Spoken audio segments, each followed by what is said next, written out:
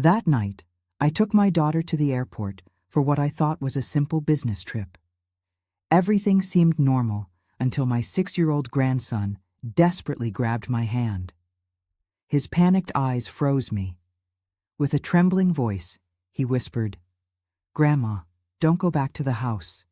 This morning I heard Mama planning something against us. Please believe me." In that instant, something inside me shattered. Without asking questions, I started the car and fled with him into the darkness of the night. But before we continue, I'm curious, where are you listening from? Funny how we can be miles apart and still meet in the same story, isn't it? My name is Lillian. I'm 69 years old, and until that night I believed I knew my daughter Vanessa like the back of my hand. I've been living with her and my grandson Noah since my son-in-law's death 3 years ago. A car accident that left deep scars on all of us, especially little Noah, who since then has become an extremely observant and quiet child. That Thursday, we took Vanessa to Hartsfield-Jackson Atlanta International Airport for a business trip to Chicago. She's a marketing manager at a major corporation and travels frequently. We arrived early.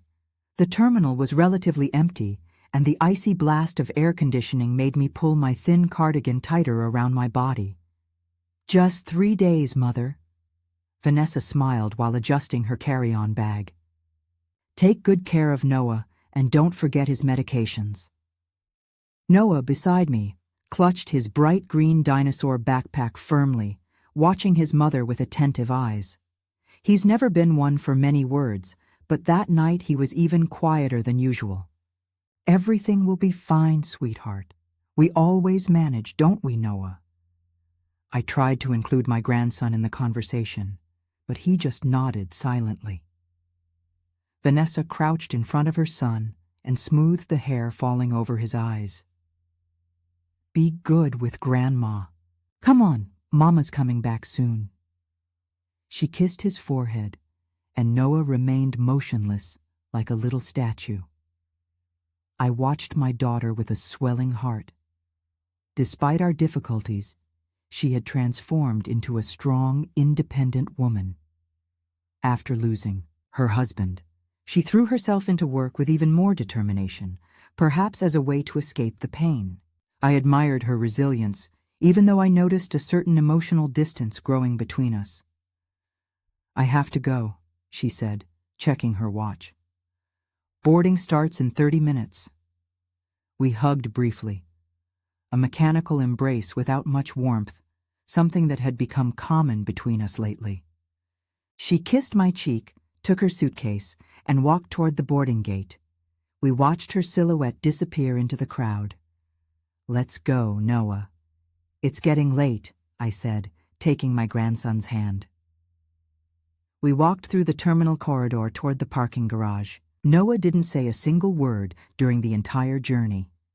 His silence didn't worry me. It was just his way.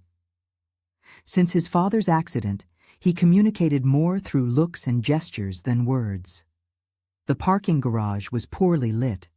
Only some yellowish lamps cast shapeless shadows across the concrete floor. Few cars were parked at that hour. I pressed the alarm button, and the lights of our old Chevy Caprice flickered. I started walking toward the car, gently pulling Noah by the hand. That's when I felt it. A strong pull, almost violent. Noah had stopped suddenly and was gripping my wrist so tightly that his small nails left marks on my wrinkled skin. I turned around, confused. "What's wrong, honey?" I asked, crouching down to his level. Noah's face was pale under the yellowish light of the post. His eyes, always attentive, were now wide with pure terror. I had never seen such an expression on his little face. A chill ran down my spine. "Grandma," he whispered so low I had to lean in to hear. "Don't go back to the house. Please, believe me." I stood there confused, thinking maybe he was afraid of the empty house without his mother. "Don't worry, my love. We'll be fine, just the two of us for a few days." He shook his head vigorously, gripping my wrist even tighter. "No, Grandma, Don't go back to the house, he repeated, his voice now broken. This morning I heard Mama on the phone in the office. She was talking about us. My heart raced. What did you hear, Noah? He swallowed hard, his lips trembling slightly. He leaned even closer to my ear.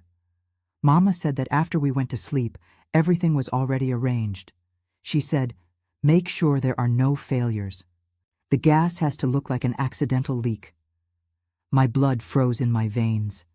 I stood paralyzed, looking into those innocent eyes that now carried the weight of a terrible secret. "Please, Grandma." His voice was a trembling thread.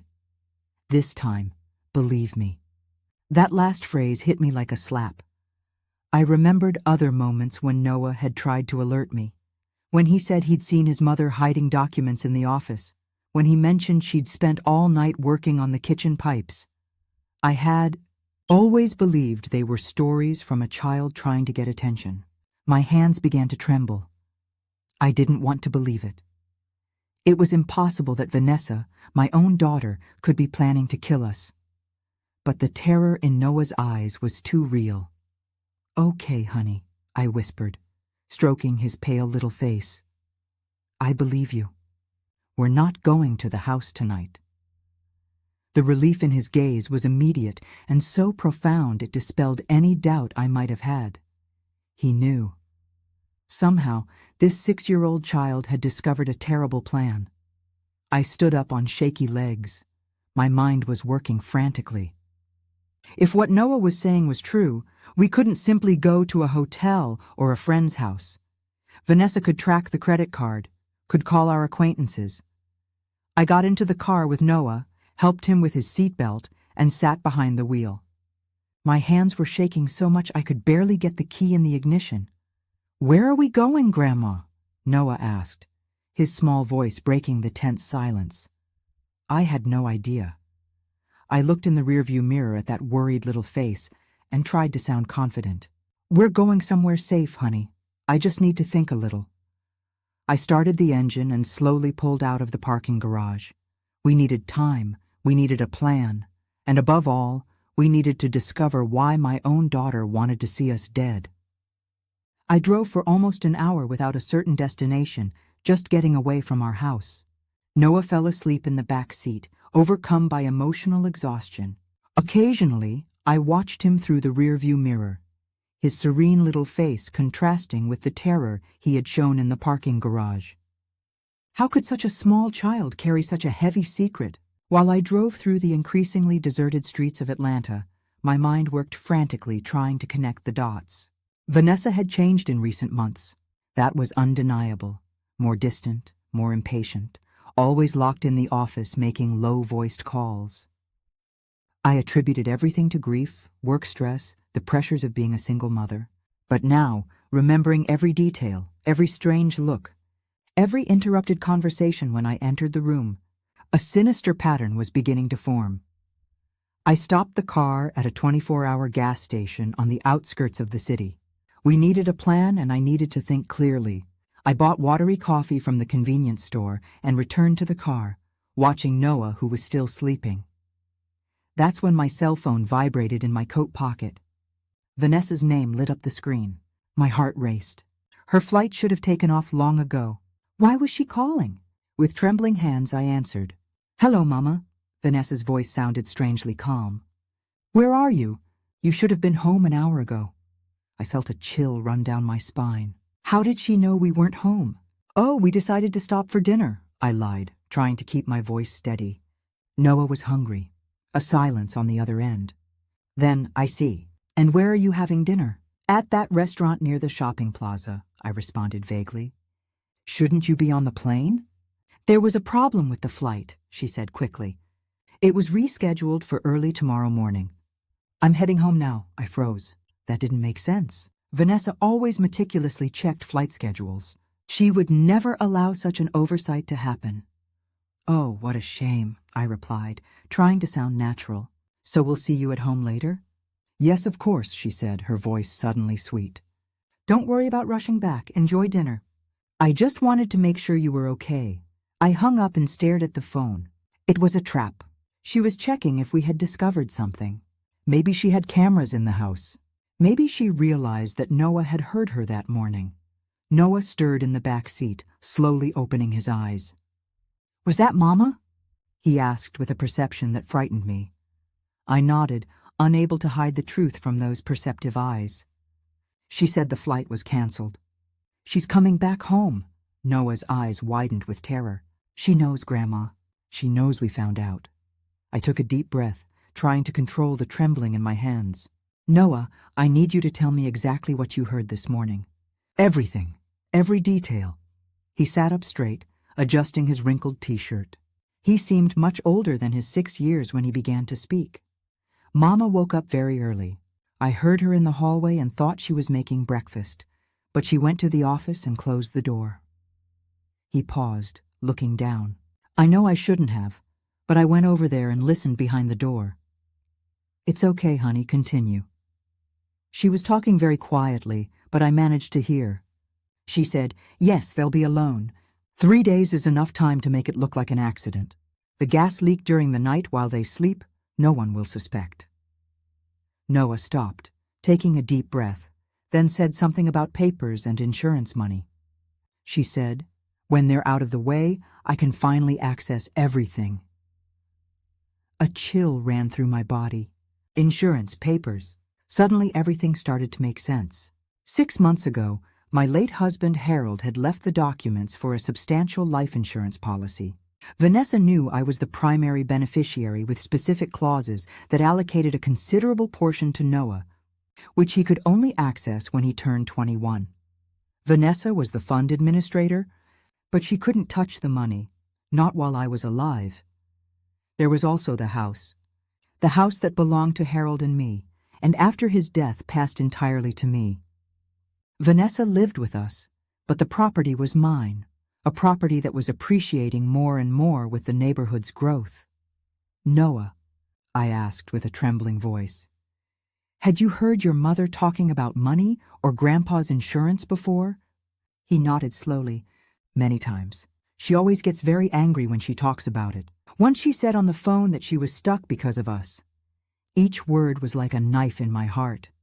My own daughter planning to kill us for money. It was so absurd, so monstrous, that my mind resisted accepting it. But the evidence was all there. The change in her behavior, the sudden interest in financial matters, the constant questions about my will, the business trips that seemed to come out of nowhere, and now this false canceled trip. She wanted to catch us off guard. She wanted to ensure we would be home sleeping when the accident happened. "What are we going to do, Grandma?" Noah asked, his small voice bringing me back to reality. I looked at this extraordinary creature who had perceived danger before I did, who had saved our lives with his observation and courage. "First, we're going to get even further away," I replied, starting the car engine again. "And then we're going to get evidence." "Evidence?" Noah asked, confused. "Yes, honey.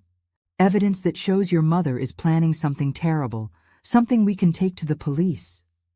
Noah nodded gravely. This wasn't a conversation a grandmother should have with her grandson. It wasn't a burden a child should carry. But we were in this together. It was just the two of us against someone I never would have imagined as an enemy. While driving through the night, an idea began to form in my mind. A risky plan, but one that could give us the evidence we needed. "Noah," I said, looking at him through the rearview mirror. "Do you remember Mr. Leo Davis, the superintendent from our old building?" He nodded. Leo was an old friend, a discreet and reliable man who had worked for decades in the building where we lived before moving to our current house. "I think we need to pay him a visit," I said, taking the direction toward the old neighborhood. It was a risky bet, but at that moment we didn't have many options. We needed a safe place to spend the night and, more importantly, we needed help to unmask Vanessa before she could try again. The car clock showed 11 p.m. when we finally arrived at the old building. My heart was beating hard as I parked on the parallel street, away from the building's cameras. If Vanessa was really looking for us, we couldn't leave traces. "Stay here just a minute, Noah," I said, turning off the engine. "Grandma's going to check if Mr. Leo is on the night shift." I got out of the car and walked quickly to the front desk, staying in the shadows. The front desk was lit, and to my relief, there was Leo, his wrinkled face bent over a crossword puzzle magazine. I tapped lightly on the glass, and he looked up, confused at first, then surprised when he recognized me. "Miss Lillian." He stood up, opening the booth door. "What are you doing here at this hour?" "Forgive me for showing up like this," I spoke in a low voice, looking nervously around. "But I have a serious problem. I need your help." Leo's small employee apartment in the back of the building was simple but cozy. Leo had lived there since his wife passed away 10 years ago.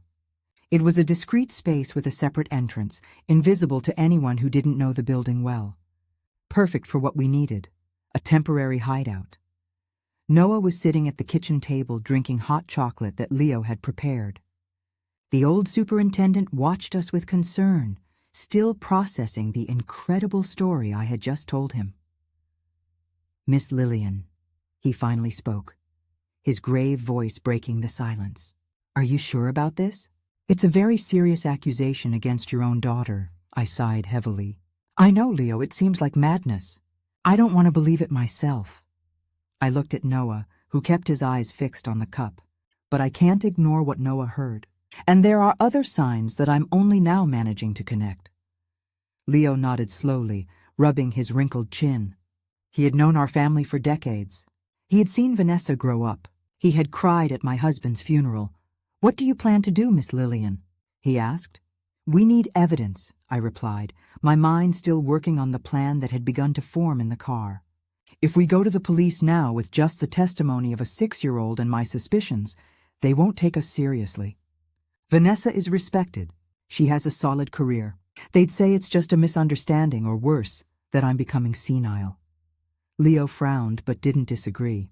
He knew I was right. "And where do I fit into this story?" he asked. "I need to go back to the house," I said, feeling Noah tense beside me. "Not to stay, but to look for evidence. I need to know exactly what Vanessa was planning, and I need Noah to stay here safe while I do that." "No, Grandma," Noah exclaimed, dropping the cup on the table with a bang. "It's dangerous. Mama might come back." I took his cold little hands in mine. "I know, honey, but I'm going to be careful. I'll just take a quick look at her office to see if I can find any clues." In and out before she realizes. Noah shook his head, tears shining in his eyes. "I don't want you to go. I don't want to stay alone." "You won't be alone," I assured him. "Mr. Leo will stay with you, and I promise I'll be back soon." "You shouldn't go alone," Leo intervened, worry evident on his face. "If what you're saying is true, it's very risky." "I have no choice," I replied. "If Vanessa discovers we know something, she might destroy any evidence, or worse, she might try something more direct." I shuddered thinking about the possibilities. "I need to act now, while she still believes we don't suspect anything." Leo sighed, running his hand through his gray hair. "At least let me go with you. I'll wait in the car, on the corner. If you don't come out in 20 minutes, I'll call the police." I nodded. It was better than going completely alone. "I want to go too," Noah insisted. "No, honey," I said firmly. "It's too dangerous. I need you to stay here, safe. I promise I'll come back."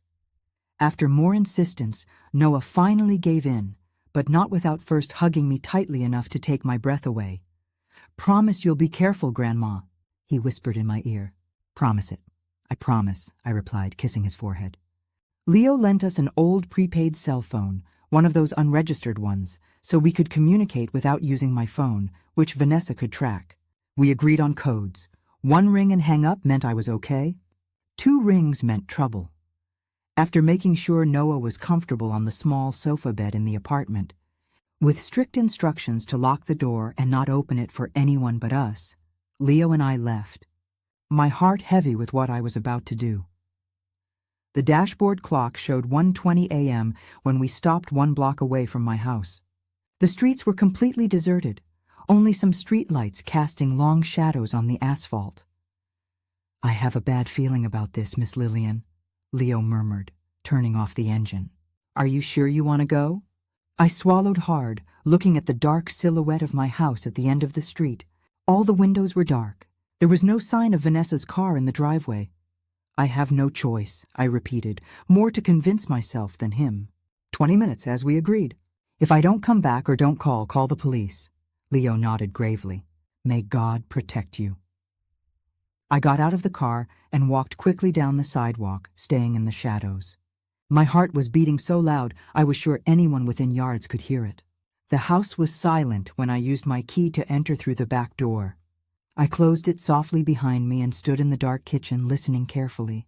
Nothing but the low hum of the refrigerator and the distant ticking of the living room clock. I took out the small flashlight I had brought and illuminated the path to the hallway. I needed to get to Vanessa's office on the second floor without making noise. Every board that creaked under my feet seemed like thunder in the house's silence. Reaching the foot of the stairs, I froze.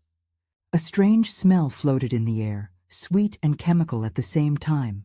I sniffed again, trying to identify it. It was gas. Not natural gas. Something different. Something that shouldn't be there. Climbing the stairs seemed like an eternity, each step carefully calculated to avoid the ones that usually creaked.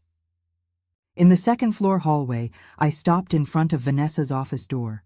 It was locked, as I expected. I took out the bobby pin I had prepared. Years ago, when Vanessa was a teenager and would lock her bedroom door during her tantrums, I had learned to open simple locks like this one. I never thought I'd use that skill in a situation like this. After some tense minutes, I heard the satisfying click of the lock giving way. I pushed the door slowly, praying the hinges wouldn't squeak. Vanessa's office was impeccably organized as always.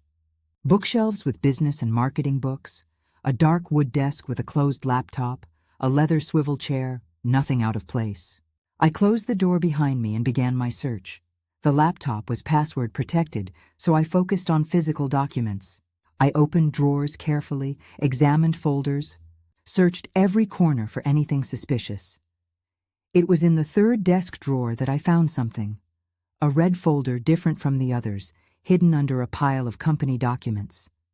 Inside were bank statements I had never seen before, accounts and names I didn't recognize, transfers of large sums to someone called T. Hall, and most alarming, a copy of my life insurance policy with margin notes about values and payment clauses. My heart raced. It was real. Everything Noah had heard was real. My own daughter was planning. A noise downstairs interrupted my thoughts. The unmistakable sound of the front door opening. I froze, blood freezing in my veins. Vanessa had returned. I quickly took my cell phone and dialed Leo's number.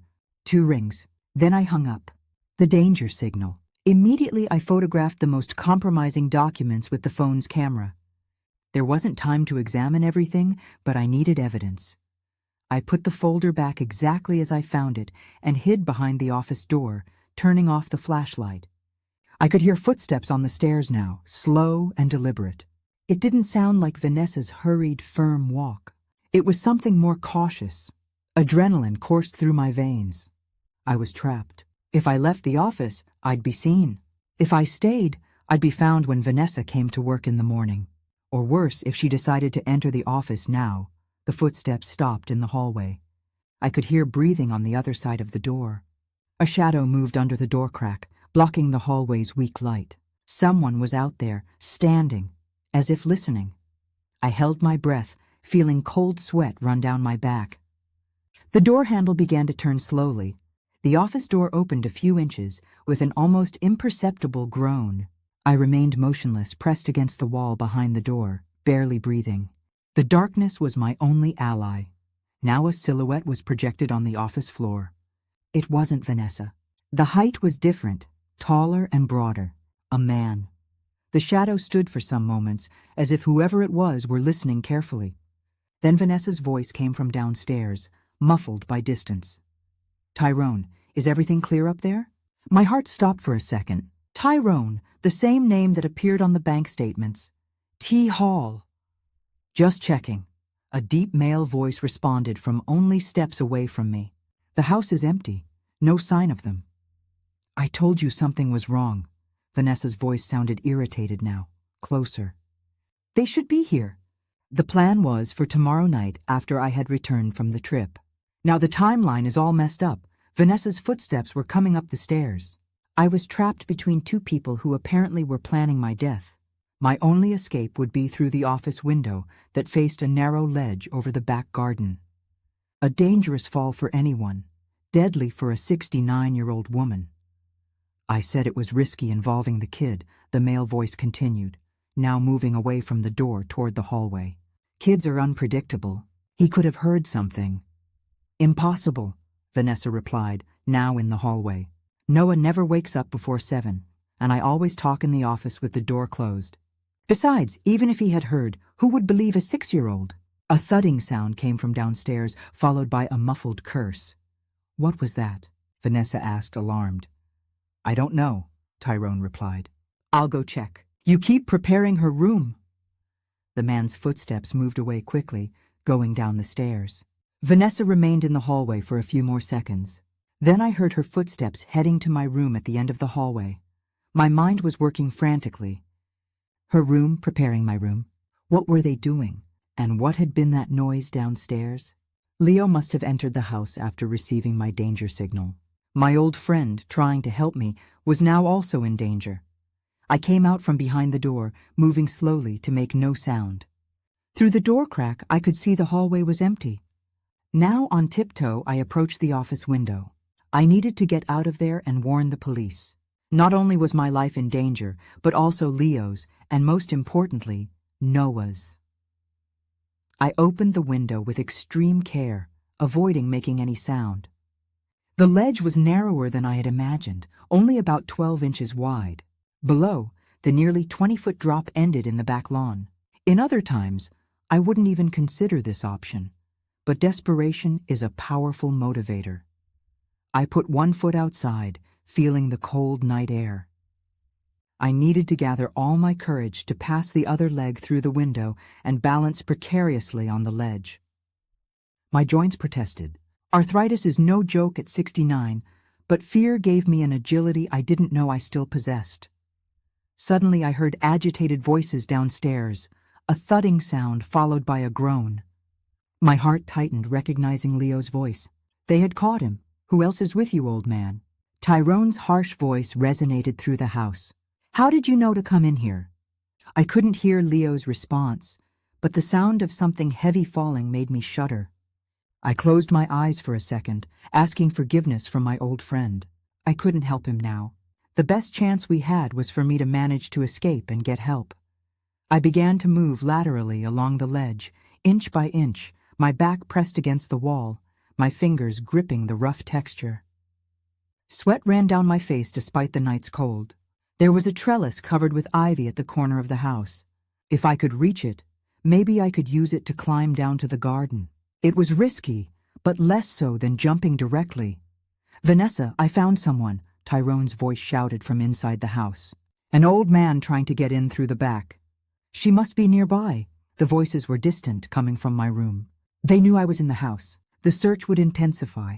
I no longer had time for caution. I needed to act. With a burst of adrenaline, I reached the trellis and began to climb down, ignoring the pain in my joints and the scratches from the wooden stakes. I half slipped, half descended the last few feet, falling awkwardly on the grass with a thud that made my left hip throb with pain. There was no time for complaints. I got up as quickly as I could and ran as silently as possible through the back garden toward the low wall that divided our property from the neighbor's house. While I slipped through the shadows of the trees, I heard the office window being opened violently. A flashlight beam swept the garden, almost catching me. I crouched behind a bush, holding my breath. Is anyone down there? Tyrone's voice echoed through the night. I'm going to check. Keep the old man tied up.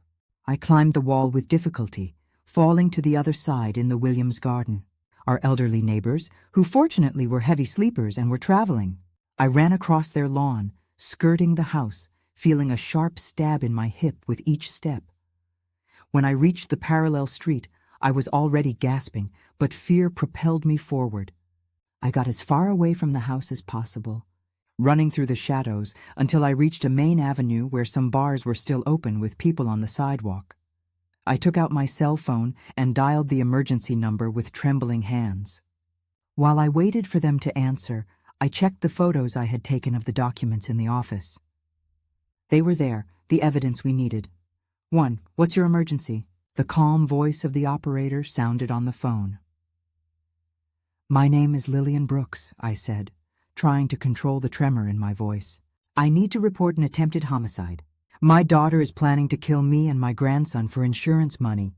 She has an accomplice, and they just captured a friend of mine who tried to help me. There was a pause on the other end. I could imagine what the operator was thinking. Another paranoid elderly woman imagining conspiracies. Ma'am, where are you now? He asked, his tone professional but cautious. On Peachtree Street, near number 1500. I'm fleeing from my house. Please, I need you to send patrol cars to Maple Grove Lane, 237. My friend Leo is in mortal danger. Do you have any proof of these accusations? I have photographed documents and a witness, my 6-year-old grandson, who heard my daughter planning it all. I hesitated, then added, I know it sounds crazy, but it's true. Please, there's no time to lose. While I spoke, a patrol car slowly passed down the avenue. I waved frantically, still with the phone to my ear. To my relief, the patrol car stopped. 2 police officers got out, approaching with cautious expressions. Officers are here, I told the operator. I'm going to explain the situation to them. The next few minutes were a whirlwind. I quickly explained the situation to the officers, showing the photos of the documents on my cell phone. I mentioned Noah, safe in Leo's apartment, and Leo's own situation, possibly hurt and held hostage in my house. Something in my urgency or in the evidence I presented must have convinced the officers. One of them spoke on the radio requesting backup, while the other helped me get into the patrol car. We're going to rescue your friend first, said the older officer, a man with a face marked by years of service. Then we'll look for your grandson. Can you give us the exact address where he is? I provided the address of the old building and instructions to get to the employee apartment. My concern now was that Vanessa and her accomplice, realizing I had escaped, might deduce where Noah would be. Would she remember Leo and our old friendship? The patrol car accelerated through the almost deserted streets at that hour of the morning. 2 other patrol cars followed us, sirens silent, only the lights flashing in the night. My heart was racing as we approached my house. There's an entrance through the back, I explained to the officer. The kitchen door. Leo must be on the first floor. We stopped at a safe distance. The officers asked me to wait in the patrol car while they surrounded the house. I watched anxiously as they positioned themselves, communicating through radios. It seemed like an eternity, though it was probably just a few minutes. Then everything happened very quickly. I heard shouts of police, followed by the sound of breaking glass. A door slammed violently. More shouts, a crash, and then silence. Minutes later, I saw Leo being helped out of the house by 2 officers. My old friend was limping with a visible cut on his forehead, but he was alive. I felt such great relief that tears streamed down my face. Immediately after, Tyrone came out handcuffed, escorted by 2 officers. He was a stocky man with tattoos on his arms and a furious expression on his face. I waited with my heart tight for Vanessa, but she didn't appear. The older officer approached the patrol car where I was waiting. The house is clear, ma'am, but your daughter isn't here. It appears she fled through the back when she realized our arrival. A chill ran down my spine. Noah, I whispered, we need to get to my grandson before she does. The patrol car cut through the night at full speed. Siren on. This time I was sitting in the back seat, hands twisting with anxiety. Beside me, Leo, with an improvised bandage on his forehead, looked equally worried. She didn't know where we were, he said, trying to calm me. I didn't mention the apartment when they caught me, but I couldn't calm down. There was a dark premonition growing in my chest. Vanessa was intelligent. She knew my old friends, my former habits. If she remembered Leo, she could deduce where to look. When we arrived at the old building, my heart almost stopped. The service door that led to the employee apartment was ajar. Stay here, the officer ordered, drawing his weapon, but I couldn't obey. I jumped out of the patrol car and ran behind him, ignoring the protests. Leo followed me, limping. The hallway was dark and silent. The apartment door was closed, apparently intact. The officer knocked 3 times. "Noah!" I called, my voice trembling. "Noah, honey, it's Grandma." "Are you there?" Silence. A silence that pierced my ears like needles. Your support truly keeps me going. And if you'd like to be a source of inspiration for others too, give this story a like and subscribe. Together, we can reach and help even more people. The officer tried the handle, locked. He stepped back a bit. Then he charged forward with his shoulder, breaking down the door with a crash. The apartment was dark. The officer entered first, turning on his flashlight, followed by me and Leo. He swept the small space with the beam of light, the empty kitchen, the living room with the disheveled sofa bed. "Noah," I called again, panic growing in my throat. That's when I noticed something on the sofa bed. A piece of torn paper caught under an empty glass. I took it with trembling hands and read the message written in hurried handwriting. Mama found me. She said she needs to protect me from you, that you're crazy and making up stories. "I'm scared, Grandma. Help!" My knees gave out. Leo caught me before I fell to the floor. "She took him," I murmured, stunned. "Vanessa took Noah." The officer immediately activated his radio, communicating the kidnapping of a child. Within minutes, an operation was being mounted. Description of Vanessa, her car, Noah. Roadblocks at the city exits, alerts on highways and at the airport. But I knew it wouldn't be easy. Vanessa was meticulous. She had been planning this for months. She certainly had prepared escape routes, maybe false documents, and she knew Noah better than anyone. She knew exactly what to say to make him cooperate, at least temporarily. I was taken to the police station along with Leo, where we gave detailed statements. I showed the photos of the documents, recounted everything Noah had heard, explained about the life insurance and Vanessa's growing greed. The detective, a middle-aged man with deep dark circles under his eyes, listened to everything attentively. Contrary to what I feared, he didn't treat me like a confused elderly woman.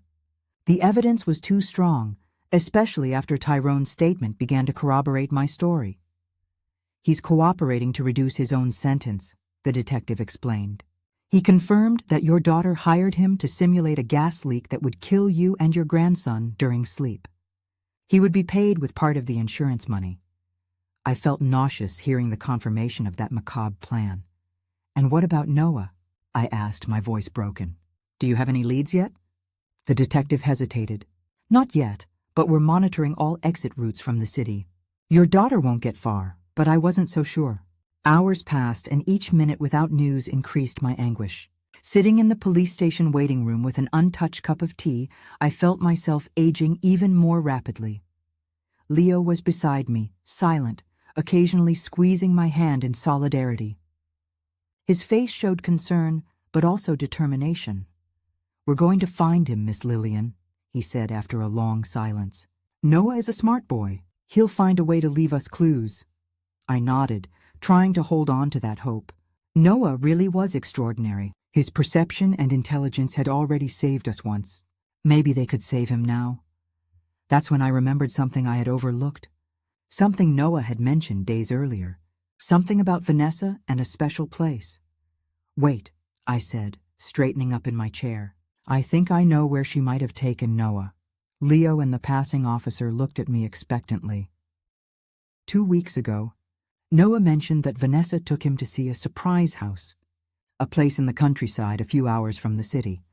He got excited because there were animals and a lake. At the time, I thought it was just an outing. The detective was called immediately. I explained my suspicion. Vanessa could be preparing this place as a refuge where she would flee after the accident that would kill us. "Do you know where this property is located?" the detective asked. "Not exactly." Noah mentioned it was near a small town. I think the name was something like Macon or Madison, something with an M. It wasn't much, but it was a clue. The investigators began checking records of properties recently acquired or rented in small towns with names starting with M, within a few hours' radius from Atlanta. Meanwhile, I received alarming news. Vanessa's car had been found abandoned at a gas station on the highway heading west. She had probably changed vehicles. The search was getting complicated. The clock on the police station wall showed 5:30 a.m. Outside, the sky was beginning to lighten slightly. I hadn't slept for almost 24 hours, but adrenaline and fear kept me alert. That's when my phone, which had been returned after forensics examined the photos, vibrated in my pocket.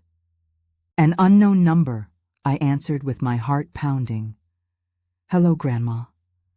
Noah's voice, small and scared, made my heart jump. "Noah, honey, where are you? Are you okay?" "I'm okay," he whispered. "Mama is sleeping now. I found her cell phone and hid it to call you." "You're so brave, my love," I said, trying to keep my voice calm while making frantic signals to the detective, who quickly called a technician to trace the call.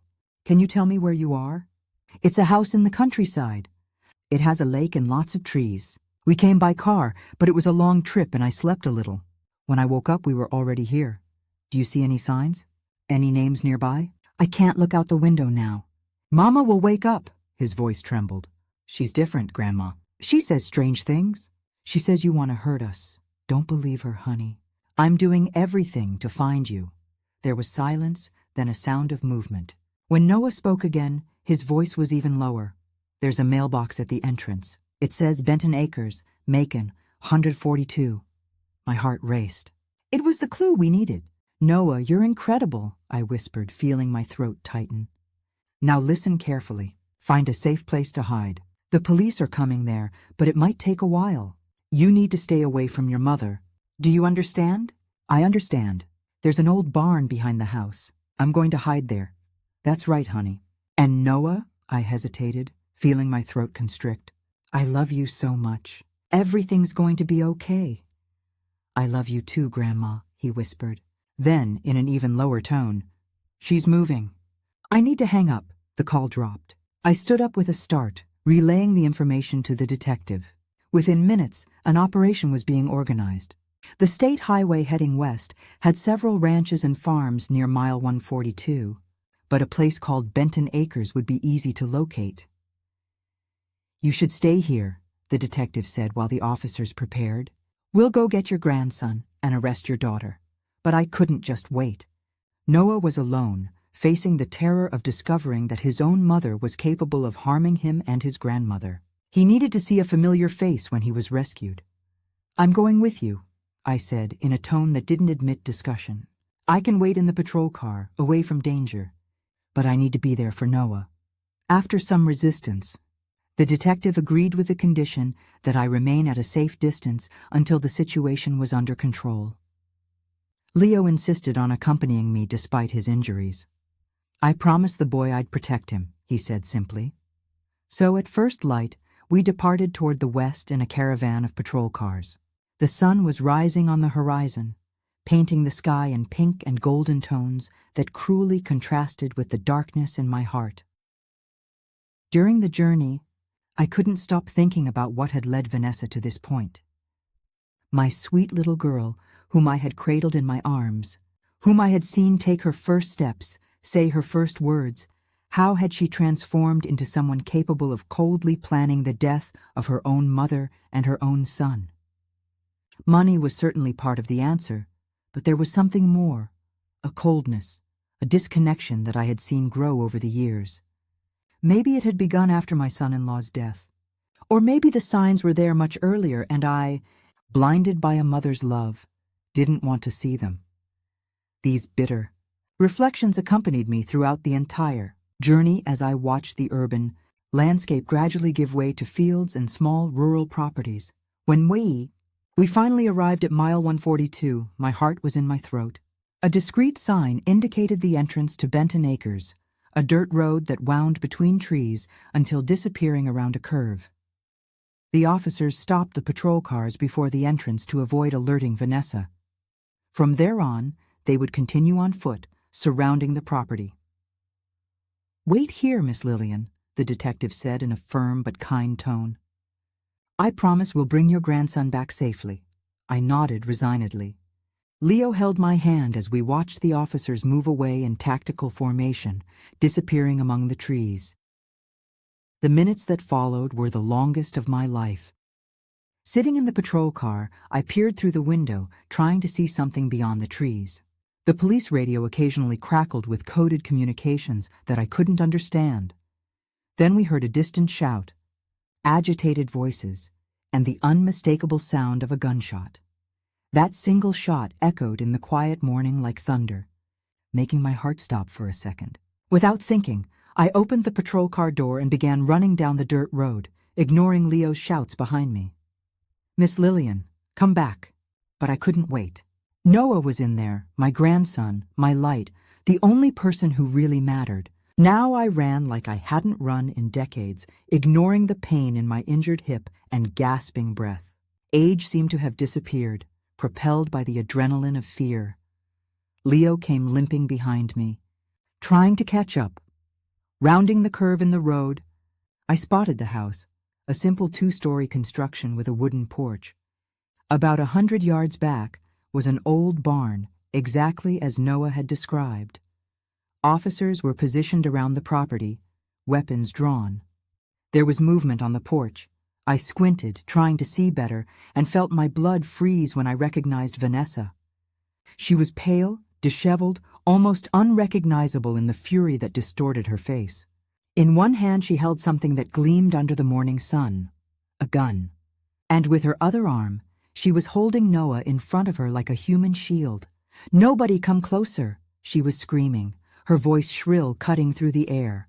"Or I swear I'll shoot." The detective was positioned a few yards from the porch, partially protected by a tree. Mrs. Brooks put down the weapon and let the boy go. He spoke in a firm but calm tone. "There's no way out of here. The house is surrounded. You don't understand," Vanessa screamed, her voice broken. "She stole everything from me. My father left that money for me, not for her. She never let me touch anything, always controlling, always dictating how I should live." I stood paralyzed a few yards away, hidden by a parked patrol car ahead. Her words hit me like stabs. That's how she saw me, as a controller who deprived her of what was rightfully hers. Noah was pale, his eyes wide with terror, but strangely calm. His eyes scanned the terrain around him, as if looking for an escape route. Even in this extreme situation, my grandson maintained the presence of mind that characterized him. "His father left the money for all of us," the detective responded, trying to buy time. "I'm sure we can resolve this without anyone getting hurt." Lies. Vanessa tightened her grip around Noah. She manipulated the will. She always manipulated everything, and now she's making me look crazy, inventing stories about me wanting to kill her. Leo finally caught up to me, gasping. He grabbed my arm, preventing me from moving forward. "Don't expose yourself," he whispered. "The police know what they're doing." But I couldn't just stand there. With each passing second, the situation seemed more volatile. Vanessa was visibly unstable, her eyes wild and crazed, the hand holding the gun trembling slightly. That's when I noticed Noah looking directly toward the barn behind the house. His eyes went back and forth as if trying to communicate something to me. I followed his gaze and noticed an officer silently positioning himself behind the barn, moving to flank the house. I understood what Noah was doing. He was consciously distracting his mother, keeping her focused on the front of the house while the officers positioned themselves behind. Even in this terrible situation, my 6-year-old grandson was cooperating with the police, showing courage and intelligence that left me speechless. "Vanessa," I called, stepping forward, ignoring Leo's desperate pull on my arm. She turned abruptly. The gun pointed in my direction. Her eyes widened when she saw me. "You!" she hissed. "How did you manage to escape? You should be dead in the fire." "There was no fire, Vanessa," I replied calmly, taking another step. The officers tensed but didn't interfere, realizing I was buying time. "Your plan failed because Noah heard everything. He saved our lives." Vanessa's face contorted in a mixture of rage and disbelief. She looked at Noah, who held her gaze without blinking. "You," she whispered to her son, "betrayed me." "He didn't betray anyone," I said, continuing to advance slowly. "He just protected those he loves, just like I always tried to protect you." "Protect?" She laughed, a shrill, almost hysterical sound. You suffocated me, always controlling my life, my money, my dreams. When Dad died, that money should have been mine. The money was never the problem, Vanessa, I replied, keeping my voice calm despite my racing heart. Your father wanted you to live by your own merits, not dependent on an inheritance. He loved you. I love you. Lies, she screamed, the gun hand trembling visibly. If you loved me, you would have given me what was rightfully mine. At that moment, I realized that nothing I said would convince her. Greed and resentment had corroded her mind for years, maybe decades, transforming her into someone I barely recognized. Let Noah go, I pleaded, now only a few yards from the porch. He has nothing to do with this. It's between you and me. I saw a flash of something, hesitation, maybe even guilt, pass across Vanessa's face. For a brief moment, it seemed like she was considering my request. It was in that instant that Noah acted. With a quick movement that took everyone by surprise, he bit the arm that was holding him and threw himself to the side, rolling across the porch. Everything happened in a matter of seconds. Vanessa screamed in pain. The gun fired, the shot going wide into the air, and the officers advanced from all directions. I ran the last few yards to the porch, ignoring the officers' shouts to get away. All I could see was Noah, huddled by the railing, trembling. I reached him at the same instant the officers overpowered Vanessa, forcing her to the ground and handcuffing her. She was screaming and struggling, unrecognizable in her fury. I hugged Noah with all the strength I had left, feeling his small body tremble against mine. He was alive, he was safe. Grandma, he whispered, clinging to me. You came. I'll always come, my love, I replied, tears finally flowing freely. Always. Over Noah's shoulders, my eyes met Vanessa's as she was being led away by the officers. For a moment, mother and daughter looked at each other across the unbridgeable chasm that now separated us. There was no longer rage in her eyes, only a desolate emptiness. The woman I had known, my daughter, seemed to have completely disappeared, leaving only a shell of what she once was.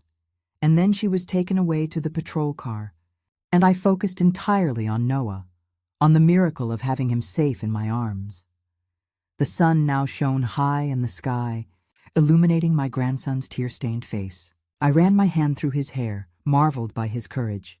How did you know she was planning that?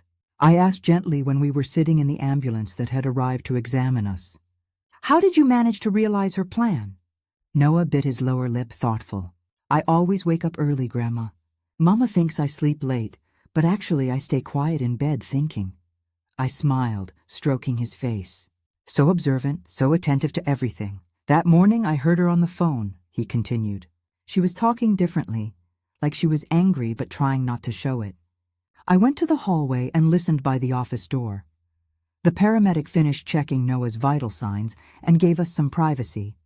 Moving away to talk with the officers, she talked about the gas and about us sleeping. Noah lowered his voice. She said she wanted Grandpa's money, that she was tired of waiting, that there was going to be an accident. He looked at me, his eyes suddenly older than his age. I knew nobody would believe me if I told. Adults never believe kids when it's something important. That last phrase broke my heart. How many times had he tried to alert me before with small observations that I had dismissed as childish imagination? But I believed you at the airport, I said softly. A small smile lit up his face. Yes, you believed when it mattered. I hugged him again, feeling immense gratitude for this small being who, with his extraordinary perception, had saved us. The detective approached us, his face showing a mixture of relief and concern. Noah and you need to go to the hospital for a complete checkup, he said. Later we'll need detailed statements, but that can wait a bit. I nodded, grateful for the sensitivity. Vanessa, I hesitated, still unable to fully process what my own daughter had become. What will happen to her? She'll face serious charges, the detective replied, keeping his voice low so Noah wouldn't hear all the details. Attempted aggravated homicide, kidnapping of a minor, illegal possession of a weapon, among others. With the accomplice's testimony and the evidence you collected, the case is quite solid. A deep sadness enveloped me. Not for the Vanessa of now, that person who had pointed a gun at me and used her own son as a shield, but for the little girl she had been, for the daughter I had raised with so much love. "Can I see her before you take her away?" I asked, surprising even myself. The detective hesitated, evaluating my state. "Are you sure?" "I'm sure," I replied firmly. "I need that closure." He nodded slowly. "I'll check, but it will be brief and under supervision." I turned to Noah, who was watching our conversation attentively. "Honey, I need to talk to your mama for a minute. Will you stay here okay with Mr. Leo?" Noah hesitated, a flash of fear crossing his face. "She won't hurt you again?" "No," I assured him. "There are police everywhere. We're safe now." Leo, who had remained discreetly at our side the whole time, stepped forward. "We'll be fine here, champ. Your grandma will be back soon." Noah nodded reluctantly, letting me walk away. The detective led me to one of the patrol cars parked in the shade of a tree. Vanessa was sitting in the back seat, hands handcuffed, her gaze lost in emptiness. When I approached, her eyes slowly focused on me. There was no longer fury in them, only immense exhaustion and something that looked, for an instant, like shame. "Can I talk to her?" I asked the officer guarding her. He nodded, opening the car door but remaining alert at my side. "Vanessa," I said, my voice firmer than I expected. "Why?" She held my gaze for a few seconds before looking away toward the ground. "You would never understand," she murmured. "Try to explain to me," I insisted. "I owe it to Noah. I need to understand how you could plan to kill your own son." A spasm of pain crossed her face. I wasn't going to—" She hesitated, as if realizing the absurdity of what she was about to say. "At first it was just about you, the insurance money, the house. I was drowning in debt, Mother, more than you imagine. And Noah," she swallowed hard. "Tyrone said we needed to include him, that 2 deaths from gas leak would be more believable than 1, that if only you died, the police would immediately suspect me." Her voice failed. "I tried to argue that we could just send him away to boarding school, something like that. But Tyrone insisted it was all or nothing." "And you agreed," I said, not as a question, but as a painful statement. Vanessa didn't respond. Her silence was more condemning than any confession. "Do you realize what you did? What you almost did?" My voice now trembled with contained emotion. "Noah is going to grow up knowing that his own mother planned his death for money. What kind of scar will that leave on him?" Tears began to stream down Vanessa's face. Tears that I couldn't tell if they were from genuine remorse or just self-pity. "I wasn't thinking clearly," she whispered. "The debts, the pressure, it seemed like the only way out." "There's always another way out," I replied. "You could have told me about the debts. We could have sold the house, used part of the insurance money legally. I would have helped you." "You would have controlled me like you always did," she retorted, a flash of the old bitterness returning. "You would have dictated how and when I could use the money." I sighed, realizing it was useless. The distorted version Vanessa had of me, of our relationship, was deeply rooted in her mind. Maybe it was always there, growing silently while I believed we were close. "You're going to need help, Vanessa," I said finally. "Not just from lawyers, but from doctors.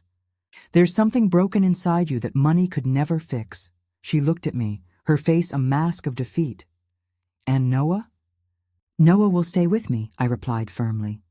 "I'll do everything in my power to help him overcome this, to help him understand that what you did doesn't define who he is." Vanessa nodded slowly, as if that was expected. "You'll be a good mother to him," she said quietly, "better than I ever would be." It was the closest thing to a conscience I would see in her that day. The officer indicated our time was up.